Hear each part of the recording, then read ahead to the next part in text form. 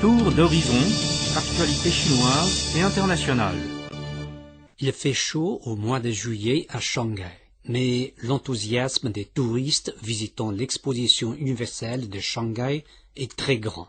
Du 5 au 21 juillet, le nombre de visiteurs de l'exposition universelle de Shanghai a dépassé chaque jour 400 000 pendant 17 jours consécutifs. Jusqu'au 21 juillet, le nombre total de visiteurs de l'exposition universelle de Shanghai a franchi le seuil de 30 millions.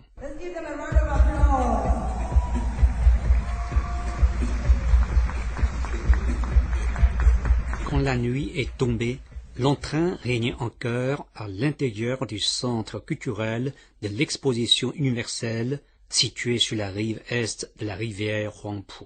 Des spectateurs, séduits par des chants et danses chaleureux exécutés par des artistes africains, ont fait des ovations.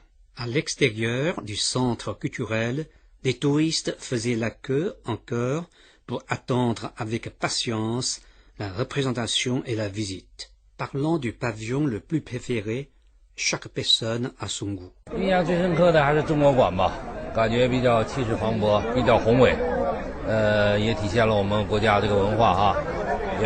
C'est le pavillon chinois qui m'a laissé la plus profonde impression.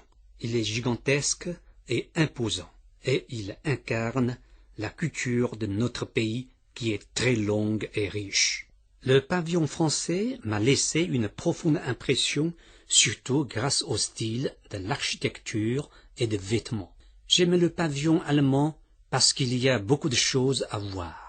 Dans le parc de l'exposition universelle, on peut voir des pavillons de styles différents des divers pays et on est très gai. Par exemple, je viens de sortir du pavillon espagnol.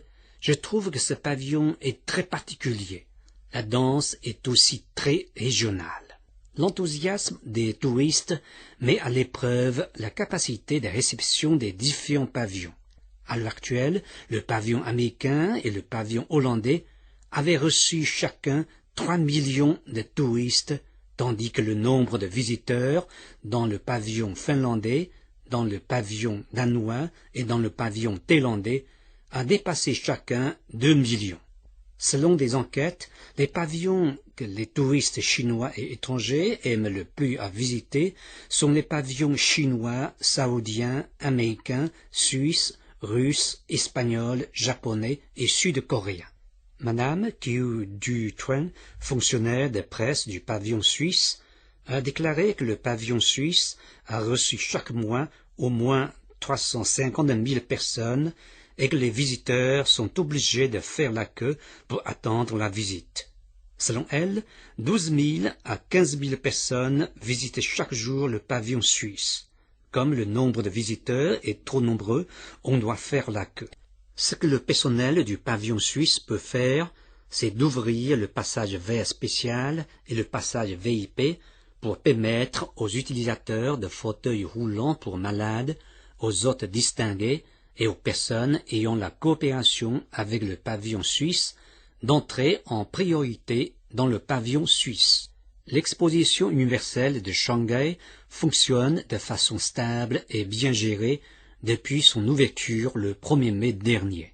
L'intention de visite des touristes, tant à l'intérieur qu'à l'extérieur du pays, s'est raffermie. Jusqu'au matin du 21 juillet, le nombre total des touristes ayant visité l'exposition universelle de Shanghai a franchi le seuil de 30 millions. Parallèlement, à partir du 5 juillet, le nombre de visiteurs journaliers a dépassé 400 000 pendant 17 jours consécutifs. L'augmentation du nombre de visiteurs est due à l'affluence d'étudiants en vacances. En face de la chaleur, le parc de l'exposition universelle a pris activement diverses mesures pour y faire face. Par exemple, sur les lieux où on fait la queue devant des pavillons plus visités, on a mis des glaces et installé des pulvérisateurs d'eau pour atténuer la chaleur.